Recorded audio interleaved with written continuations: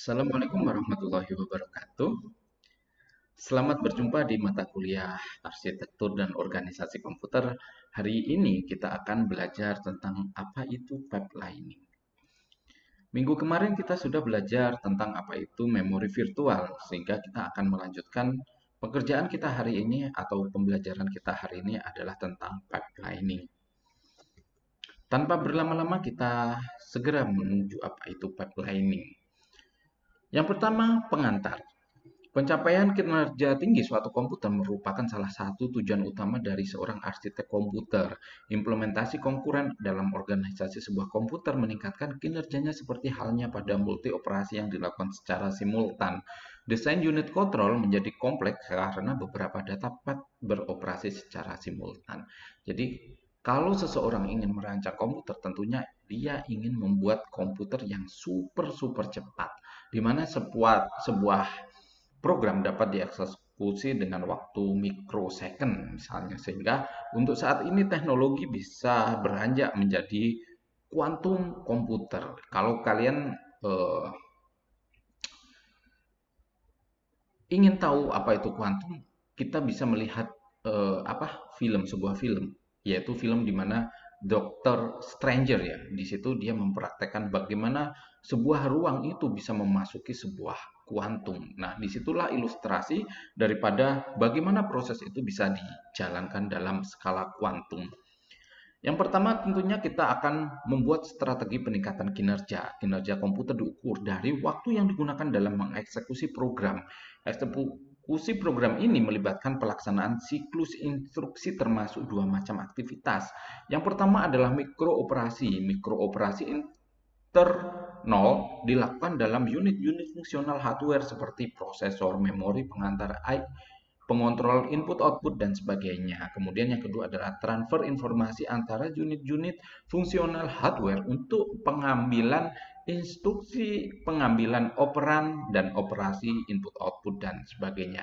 Jadi ada dua skala aktivitas untuk siklus instruksi atau strategi peningkatan kinerja. Yang pertama mikrooperasi, yang kedua adalah transfer informasi antar unitnya seperti apa.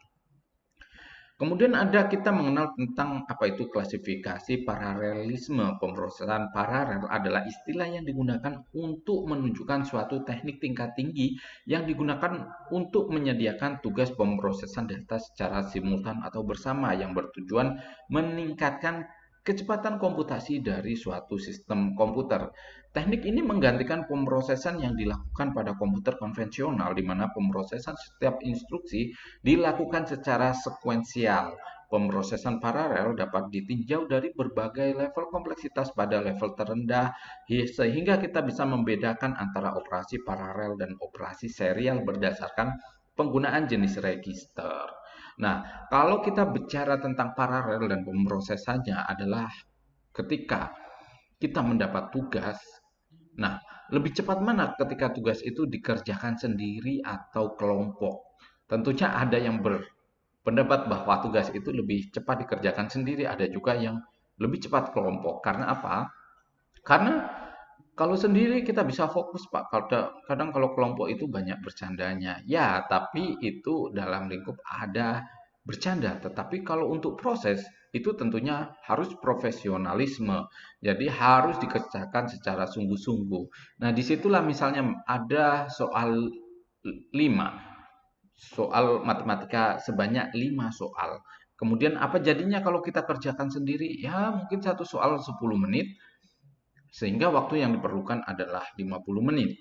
Kemudian bagaimana kalau dibantu oleh 4 teman kita, sehingga totalnya adalah 5 orang atau 5 kepala untuk mengerjakan soal itu.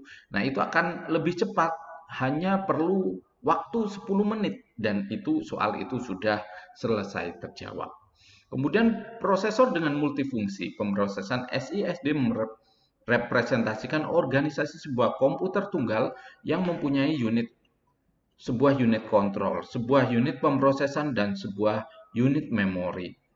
Instruksi-instruksi yang dikirimkan melalui modul input-output atau modul yang lainnya dieksekusi secara sekuensial dan sistem dapat atau tidak mempunyai kemampuan pemrosesan secara paralel di internal. Pemrosesan paralel dalam kasus ini dapat dilakukan dengan menggunakan unit-unit multifungsional atau dengan pemrosesan pipeline. Jadi, kalau kita mengerjakan soal 5 dengan teman-teman kita, otomatis semuanya harus terhubung. Bagaimana nanti kalau ada pertanyaan? Nah, itunya dikontrol dengan yang namanya pipelining ini. Pipelining adalah suatu teknik pemecahan satu pekerjaan atau tugas menjadi beberapa subtugas dan mengeksekusi subtugas tersebut secara bersamaan atau paralel dalam unit-unit multi hardware atau segmen-segmen. Gambar berikut mengilustrasikan perbedaan dasar antara pengeksekusian 4 subtugas suatu instruksi, dalam hal ini fetching V, decoding D, dan eksekusi E, dan penulisan hasil W menggunakan pipelining dengan pemrosesan sekuensial.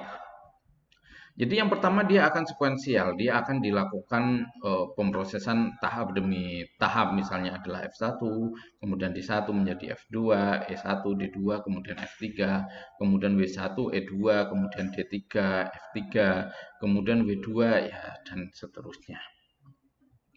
Tujuan yang ingin dicapai dengan adanya metode ini adalah untuk meningkatkan throughput atau waktu yang digunakan untuk eksekusi setiap tugas sama dengan waktu yang digunakan untuk satu kali eksekusi non-pipeline. Tetapi karena eksekusi tugas yang berurutan dilakukan secara bersamaan, maka jumlah tugas yang dapat dieksekusi dalam suatu waktu yang disediakan lebih tinggi, yaitu hardware pipeline menyediakan throughput yang lebih baik dibandingkan dengan hardware non pipeline. Karena apa? Karena dia terorganisir, karena dia bisa dikerjakan secara bersamaan, karena dia sifatnya walau sekuensial tapi banyak pekerjanya.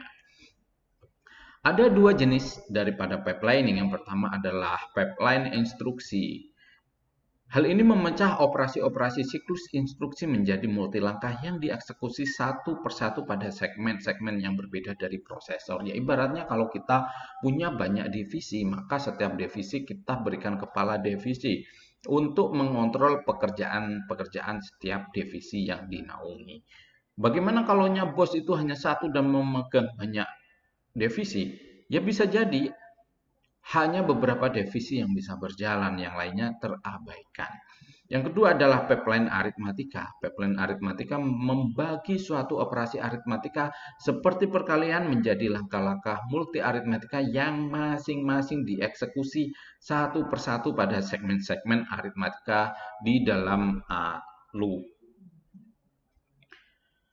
Mungkin itu materi presentasi saya terkait dengan pipelining.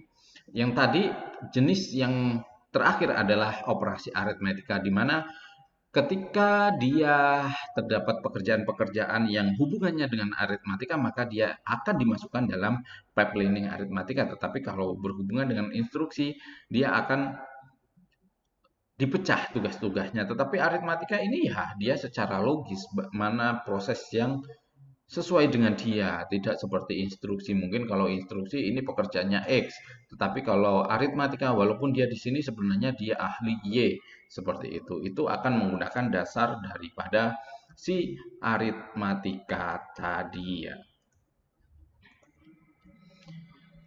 Mungkin itu aja yang bisa saya sampaikan dalam pertemuan dengan materi pipelining ini pada mata kuliah Arsitektur dan Organisasi Komputer.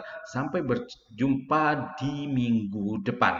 Tentunya jangan lupa untuk mengakses LMS, mengisi tugas dan kuis, dan jangan lupa untuk mengecek forum yang ada di dalam LMS-nya teman-teman. Mungkin itu aja yang bisa saya sampaikan. Saya akhiri. Wabillahi taufiq wal hidayah. Wassalamualaikum warahmatullahi wabarakatuh.